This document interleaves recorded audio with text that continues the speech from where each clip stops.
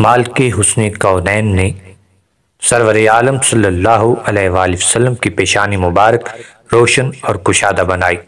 कुशादा पेशानी हुस्न खल्क पर दलालत करती है। हज़रत अबू हुरैरा रज़ी अल्लाह ताला अन्हु बयान फरमाते हैं कि अल्लाह के महबूब सल्लल्लाहु अलैहि वसल्लम की पेशानी मुबारक जब बालों के दरमियान में से नमूदार होती तो सबसे ज़्यादा रोशन होती।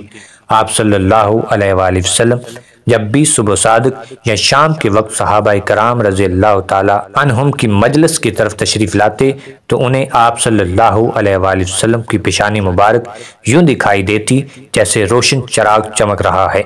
अल्लाह ताला ने हज़रत ईसा अलैहिस्सलाम की तरफ वही फरमाई कि वो आखिरी नबी कुशादा पेशानी वाले होंगे। सैयदा आयशा सिद्दीक़ा रज़ी अल्लाह ताला अन्हा फरमाती हैं, मैं सूत काट रही थी और हुज़ूर अकरम सल्लल्लाहु अलैहि वसल्लम अपने नालैन मुबारक मुरम्मत फरमा रहे थे।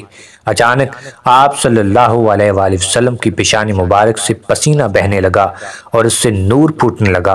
मैं इस हसीन मंजर से निहाल व बेखुद हो गई। रसूलुल्लाह सल्लल्लाहु अलैहि वसल्लम ने मेरी तरफ देखा और फरमाया, ए आयशा, तुम्हें क्या हुआ है? तुम मबहूत सी हो गई हो।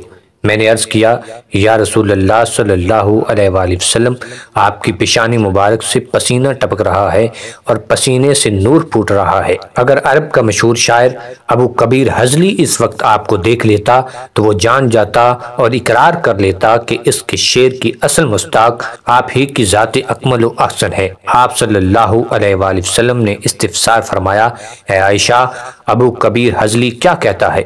सैयदा आयशा सिद्दीक़ा रज़ी अल्लाह ताला अन्हा फरमाती हैं कि उन्होंने अर्ज़ किया कि वो कहता है, जब तो उसके चेहरे के मुनव्वर नकूश देखे तो तुझे महसूस होगा गोया आर्ज़े ताबा है जो चमक रहा है।